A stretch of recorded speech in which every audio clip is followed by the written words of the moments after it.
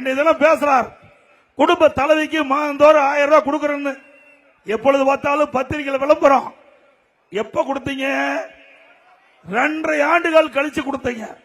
நான் தொடர்ந்து பிரதான எதிர்க்கட்சி தலைவர் என்ற முறையில் சட்டமன்றத்தில் திரு ஸ்டாலின் இடத்துல நேரடியாக கேட்டுக்கொண்டிருந்தேன்.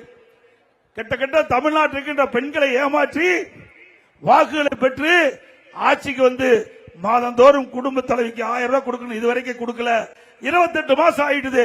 கொடுக்க முடியுமா? கொடுக்க முடியாதா? இல்லாவிட்டால் தமிழ்நாடு முழுவதும் மிகப்பெரிய போராட்டம் நடத்தப்படும் என்ற எச்சரிக்கை விடுத்த பிறகுதான் வேற வழி இல்லாம ஸ்டாலின் நம்முடைய குடும்ப தலைவிக்கு 1000 ரூபாய் கொடுத்தார். சும்மாலாம் கொடுக்கல.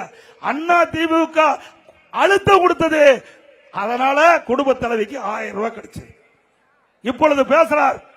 இந்த முன்பணம் கொடுத்திருக்காருல்ல குடும்ப தலைவிக்கு பிப்ரவரி மாசம், மார்ச் மாசம், ஏப்ரல் மாசம். என்ன காரணம் சொல்றாரு? அந்த குடும்பத்தில் இருக்கிற மக்களுக்கு நோய்வாய்ப்பட்டா மாத்திரை வாங்க, பள்ளிக்கு பீஸ் கட்ட. ஏன் 28 மாசம் அந்த மக்கள் கஷ்டப்பட்டாங்களே, அப்ப ஏன் கொடுக்கல? பெண்கள் கஷ்டப்பட்டதை பார்த்து கொடுக்கல. திரு ஸ்டாலினுக்கு அந்த குடும்பத்துடைய ஓட்டு தேவை. அதனால அப்ப கொடுக்கிறார். அதற்கும் அண்ணா திமுக செய்த கடுமையான நடவடிக்கையின் காரணமாக தொடர்ந்து சட்டமன்றத்தில் அழுத்தம் கொடுத்தோம். பத்திரிகை வாயிலாக அறிக்கை வெளியிட்டோம். ஊடகத்தின் வாயிலாக பேட்டி கொடுத்தோம். எங்களுடைய அண்ணா திமுக பொதுக்கூட்டத்தில் இதை தொடர்ந்து பேசணும். வேற வழி இல்லாம தான் குடும்ப தலைவிக்கு 1000 ரூபாய் கொடுத்தார்.